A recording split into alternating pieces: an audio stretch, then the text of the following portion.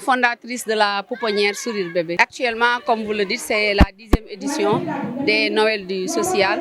Donc le but, c'est de faire des retrouvailles avec les enfants de l'association d'aide aux malades mentaux démunis, les enfants du CAIDI, le Centre d'action d'intégration des déficients intellectuels, et la pouponnière Sourire Bébé, qui a une existence depuis 2016, le 12 avril, comme vous le savez. Et justement, sur une fête de fin d'année, vous pensez que tous les enfants doivent être fêtés? Effectivement, ils ont droit et c'est une fête de Noël. Tous les enfants reçoivent des cadeaux. Donc c'est bien qu'eux aussi, qu'ils puissent recevoir des cadeaux et qu'ils puissent avoir un cadre d'épanouissement et un peu d'attraction. Comme j'ai dit, à chaque fois aussi, c'est un retrouvaille entre les enfants qui ont été ici, admis ici, qui ont fait des retours familiales et ceux qui sont là, comme vous le voyez. Tout à l'heure, il y a Djibi et Hassan qui sont venus et les enfants vraiment ont hurlé leur nom pour dire Hassan Djibi, c'est ça le but. Et c'est ça qui fait que aussi l'enfant aussi puisse demain, s'il voit quelqu'un avec un cadeau et qu'il n'a jamais eu, qu'il puisse vraiment se sentir en confiance de soi. La pouponnière, c'est la seule pouponnière dans le département de Thiès et elle existe depuis 2016. C'est pas ça que vous êtes en règle. Effectivement, comme vous l'avez entendu avec Madame Doy de l'AMO, donc c'est eux qui nous donnent les ordonnances de garde, de modification pour qu'on puisse aussi placer les enfants. Nous sommes en règle, en phase avec la législation. Nous avons aussi notre agrément qui nous permet aussi d'exercer. C'est pas facile, mais nous relevons nos manches pour faire face à ce que ces enfants-là puissent se trouver un bon cadre et qu'ils puissent retrouver une vie meilleure. Et justement, aujourd'hui, les services de l'État sont à vos côtés, c'est parce que vous êtes en règle, mais d'autres partenaires quand même vous accompagnent tant soit peu.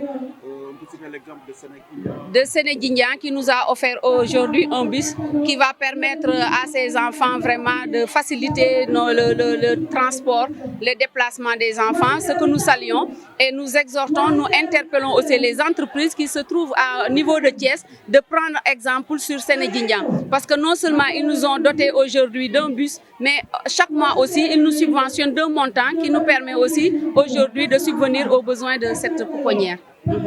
Certainement, vous êtes particulièrement touché par l'actualité, ce qui s'est passé avec une dame qui tenait une pouponnière, mais avec beaucoup de difficultés.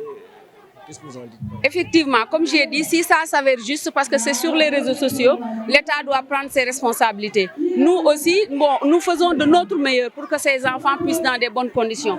Mais l'État aussi a une part de responsabilité là-dessus. Il faut qu'il fasse des visites inopinées dans les pouponnières, dans les structures. Parce que le ministère de l'Enfant doit faire une tournée nationale pour voir qui est en charge de ces enfants-là. Parce qu'une personne qui est en charge de tant d'enfants, d'une centaine et trucs, doivent être accompagnés et surveillés. Et c'est là où ça va le laxisme. Donc à un moment donné aussi, il y a le personnel qui fait défaut, il y a les moyens qui font défaut et beaucoup de choses aussi. Si on calcule en globalité et générale, c'est parce qu'il n'y a pas aussi quelque chose qui peut aussi tirer les gens pour qu'ils puissent aussi continuer à vraiment prendre en charge ces enfants. Donc c'est ce que nous déplorons, mais je sais que chacun fait de son mieux, tant ça peut pour que ça puisse vraiment aboutir. Et main dans la main, parce que ce qu'on fait, c'est pour venir en appoint à l'État. C'est l'État qui fait la politique de développement. Donc s'il nous octroie notre,